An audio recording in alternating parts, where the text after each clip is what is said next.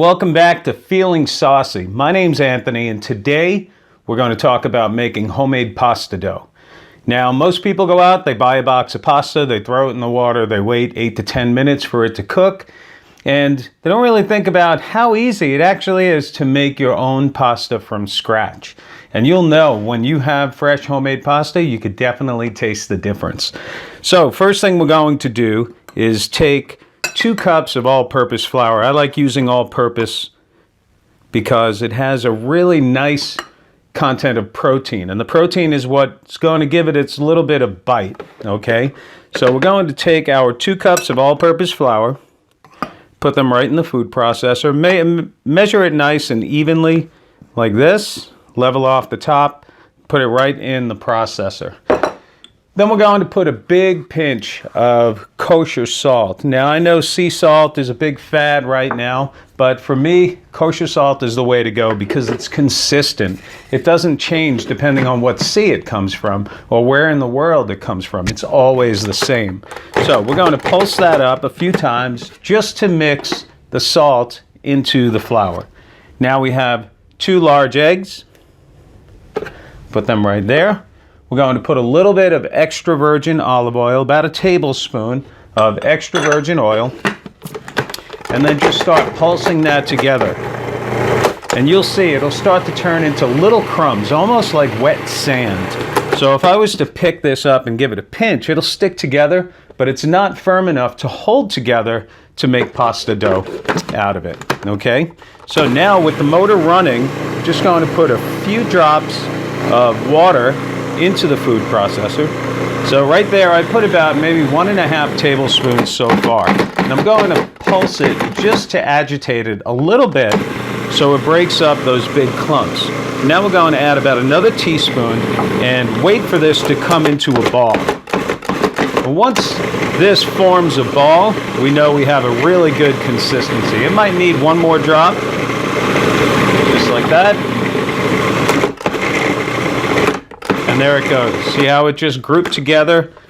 One big bunch. So, I'm going to turn that out onto a clean surface. And now just form it into a disc.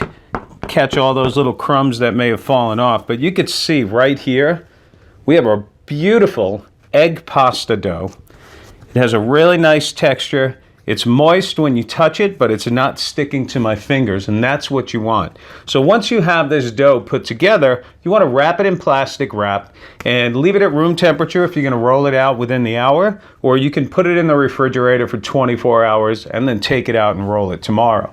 So I have a piece here prepared that I had made a little bit earlier, and you can see the difference in color because as it sat, the moisture in this dough soaked up all of the dry ingredients that were in there while it rested. So I'm going to break off a piece like that, okay, and flatten it out. I want to flatten this into about, I don't know, just about a rectangle or something that looks like a rectangle. To me, that looks like a rectangle. I don't know about you, but to me, that looks like a rectangle. And then what I'm going to do, I'm going to take it, fold it once, and fold it twice, right? So it's almost like a tri-fold. And then I have my KitchenAid pasta roller right here. We'll take a little bit of flour, put it on our surface, dust that really nicely so it doesn't stick to the rollers. So the settings on here go from 1 to 8, with 1 being the widest. That's what we want to do. So we're going to put it in, right? And look at that. So the reason we fold it is so we can create layers. And those layers are going to allow the pasta to puff up when it's in the water. So we folded it again. Open end is going into the pasta rollers. Look at that. Beautiful, right? And I'm going to do it one more time and then roll it through just like that. So once we do the folding and roll it through on the widest setting 3 times, now we're going to turn it to the next thinnest setting. So we're going to number 2 now. We don't have to fold anymore. We can actually turn up the speed. Right? Now we're going to go to 3. Right? I'm going to roll that through on 3. If it starts feeling a little sticky, then get some of that flour on there again. We're going to go to number 4.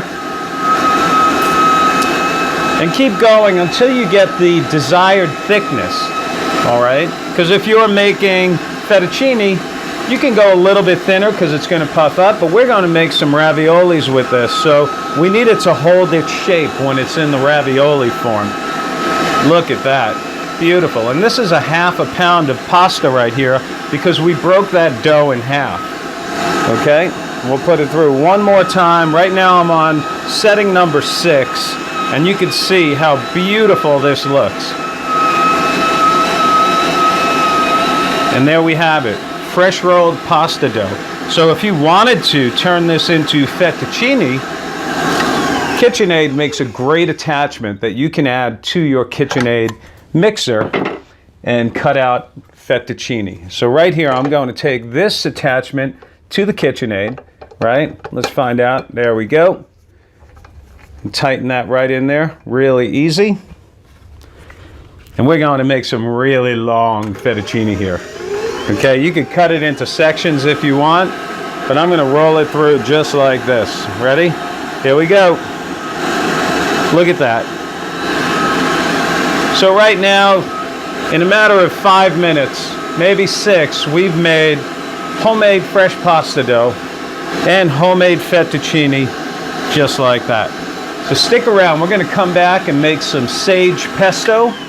We're going to make some basil pesto, and we're going to make some wild mushroom and homemade goat cheese raviolis. Stick around. My name's Anthony, and thanks for watching Feeling Saucy.